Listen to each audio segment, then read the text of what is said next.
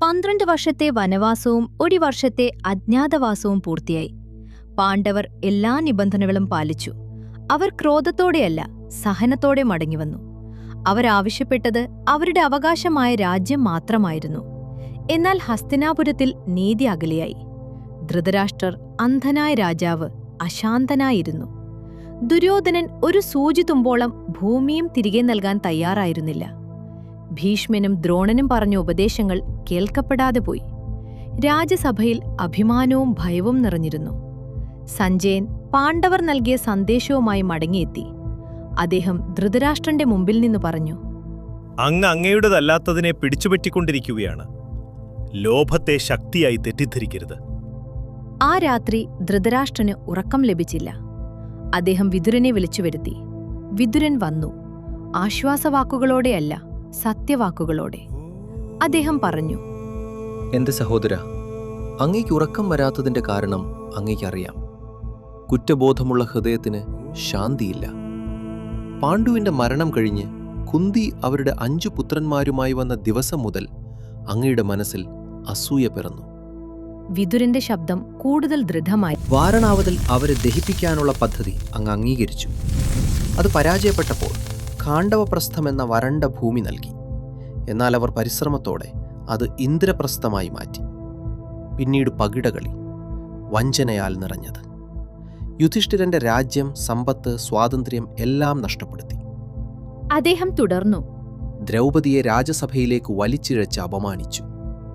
നീതി ചോദിച്ച് അവൾ നിലവിളിച്ചപ്പോൾ അങ്ങത് കേട്ടിട്ടും മൗനം പാലിച്ചു. അവർ 13 വർഷം വനവാസത്തിനയക്കപ്പെട്ടു.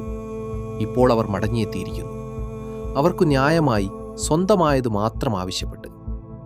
എന്നാൽ അങ്ങ് അവരോട് വീണ്ടും വനത്തിലേക്ക് പോകാൻ പറയുന്നു. ധൃതരാഷ്ട്രൻ തലകുനിച്ചു. വിതുരൻ പറഞ്ഞു, ഇപ്പോൾ ധർമ്മത്തെ തിരഞ്ഞെടുക്കൂ. സമാധാനം കൈകളിൽ പിടിച്ചു വരുന്ന കൃഷ്ണന്റെ വാക്കുകൾ കേൾക്കൂ. അല്പദിവസങ്ങൾക്ക് ശേഷം കൃഷ്ണൻ ഹസ്തിനാപുരത്തിലെത്തി. രാജസഭയിൽ അദ്ദേഹം സംസാരിച്ചു. ശാന്തമായെങ്കിലും ശക്തമായ വാക്കുകൾ. കൃഷ്ണൻ പറഞ്ഞു, ലോഭം നാശത്തിലേക്കാണ് നയിക്കുന്നത്. നീതി തിരഞ്ഞെടുക്കുക. ഭീഷ്മനും ദ്രോണനും സമാധാനം അഭ്യർത്ഥിച്ചു. എന്നാൽ ദുര്യോധനന്റെ മനസ്സ് കടുപ്പമായിരുന്നു. അപ്പോൾ വിതുരൻ വീണ്ടും എഴുന്നേറ്റു. അദ്ദേഹം പറഞ്ഞു, എന്റെ സഹോദര, അങ്ങയുടെ മുന്നിലുള്ള അപകടം അങ്ങ് കാണുന്നില്ല.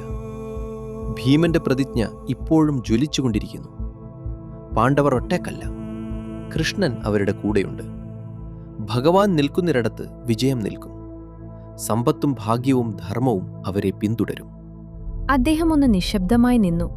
പിന്നെ ആ മൗനത്തെ ഭേദിക്കുന്ന വാക്കുകൾ പറഞ്ഞു. ജ്ഞാനികൾ പറയുന്നു, കുടുംബത്തിന്റെ നന്മക്കായി ഒരാളെ ത്യജിക്കാം.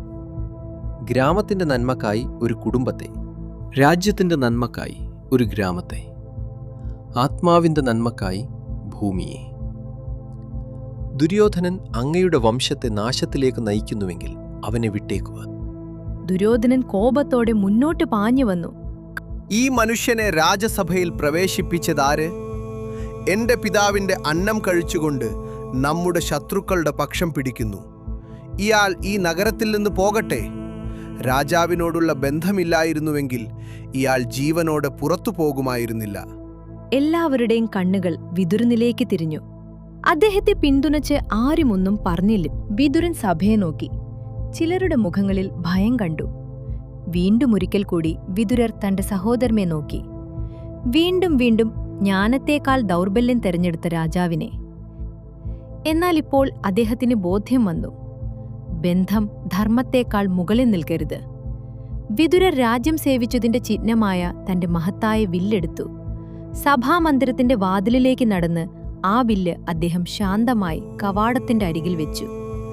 അത് പരാജയത്തിന്റെ അടയാളമല്ല, അത് മോചനത്തിന്റെ അടയാളമായിരുന്നു.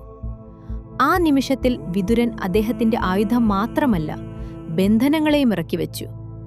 അധികാരത്തേക്കാൾ സമാധാനത്തെ അദ്ദേഹം തിരഞ്ഞെടുത്തു. ഒരിക്കൽ പോലും പിന്നോട്ടു നോക്കാതെ വിതുരൻ ഹസ്തിനാപുരത്തിൽ നിന്ന് നടന്നുപോയി.